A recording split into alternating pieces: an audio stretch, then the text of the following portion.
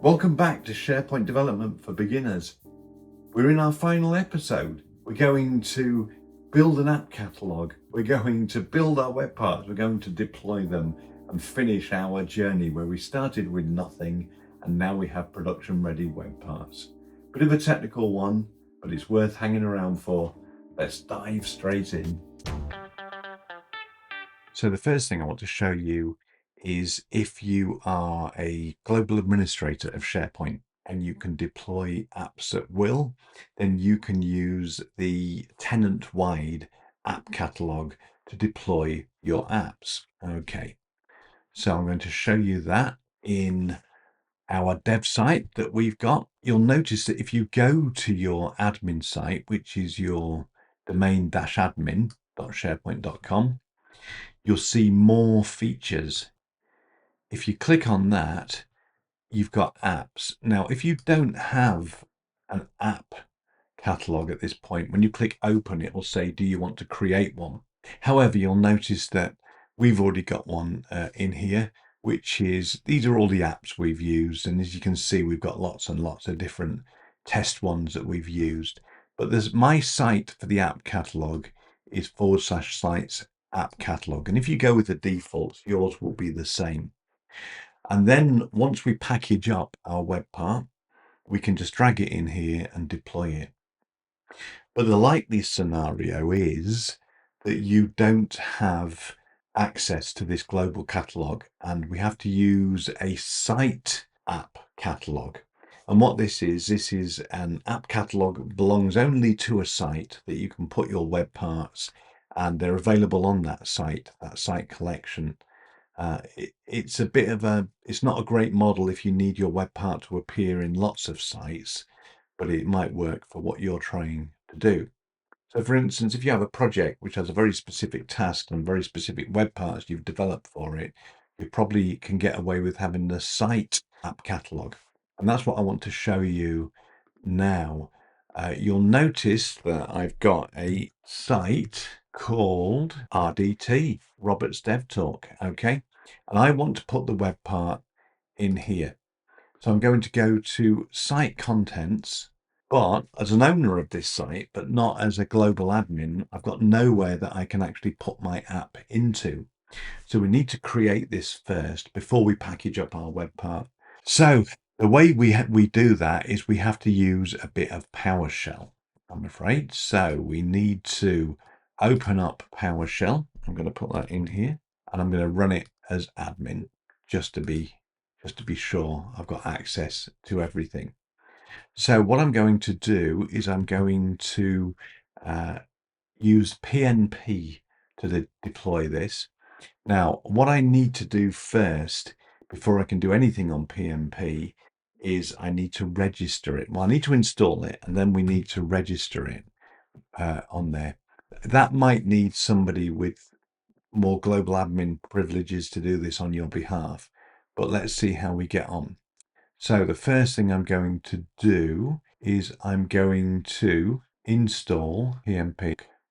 I'm going to install -module pnp.powershell for the current user, that's me. I'm going to force an update. Next, I'm going to connect to PnPOnline. You notice it's a bit of IntelliSense there. It's trying to work out what I'm doing. So I do right arrow on there, and this will give me an error. And it will say I need an Entra ID for app registration. This was introduced in 2024. It used to be more insecure, I guess, or unsecure. Now we have to do something else. We have to do register PnP Entra app for interactive login. I'm going to do your cloud access, the tenant, your cloud dev on Microsoft.com. So this will be your dev name on Microsoft.com. And interactive doesn't exist. So let's try that. Okay, so now it's asking me to log in. And I'm going to go in and log in with my user. I am now signed in and can close a page. And it's waiting for Entra ID and launch context. So forget the interactive I put on the end there. It doesn't need that. It just needs register for the interactive login, the application name, and the tenant we're registering against. Okay, it wants me to log in again. Right. Yes, I'm going to consent. on behalf of that I can do all these things. And I say you may have to get someone to do this for you. And look, I'm in. Excellent. So all I need to do now is to register the site app catalog. So now I need to go to Entra ID and find the application client ID. And I need to do connect to PnPOnline.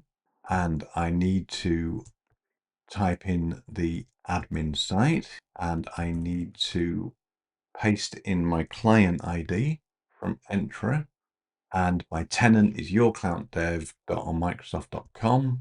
I'm going to log in there, and we are now logged in. So there's a lot of work to do there to jump through some hoops.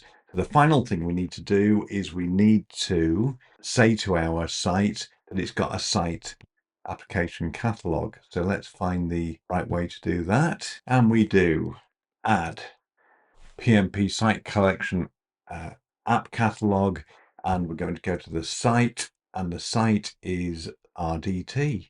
I'm going to do that, and we are done finally. And if I go into the site contents, we now have apps for SharePoint ready to take our app.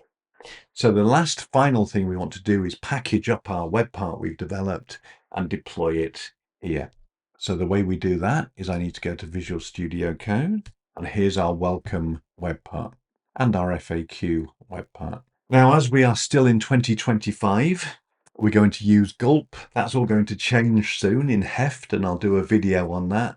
But for now, what we're going to do is package up our solution. Check that Gulp is there. Very good. So what I'm going to do is, first of all, I'm going to clean everything before I do anything, just to make sure that we've got everything cleared out of Gulp. As I say, this is all going to be replaced in 2026 by Heft, and I'll do a video on that soon. But if you're watching and you're getting errors, it's probably because you're using version 22 of a SharePoint framework.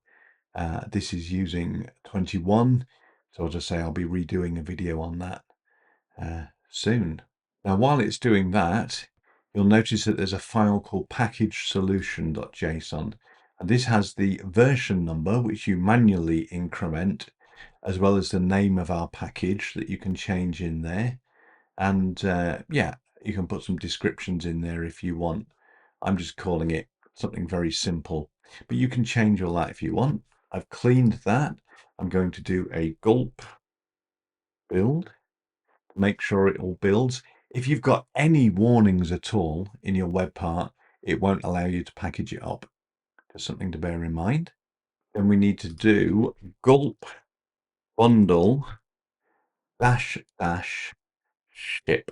And that's a special ending to say we're now doing the production build. So it's going to optimize it and do all kinds of nice things to make it as streamlined as possible.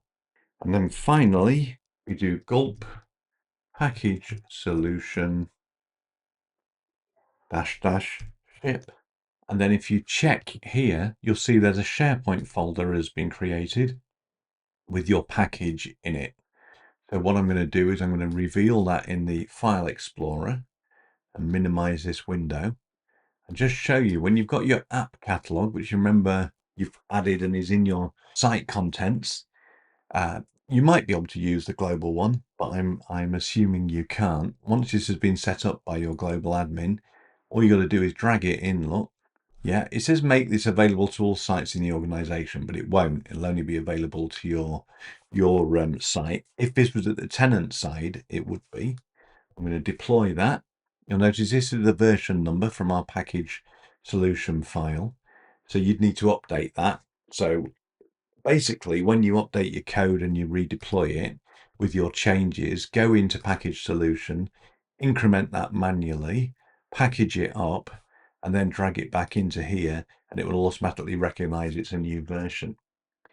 Now, if I go to the site contents here, nice bit of classic SharePoint UI, well done Microsoft, and we go in here, I can do new app, and it may take a while, but you'll suddenly see your solution has appeared. Click add, added successfully. If I go to the site contents page, there. It's grayed out because it's just adding it at the moment. So we need to be a little patient. As soon as it's stopped being grayed out, you'll be able to add your web parts to your page. There we go. Now, when we go to our page and we edit it, and I click add for the web part, FAQ, and if we search, we've also got welcome. There we are.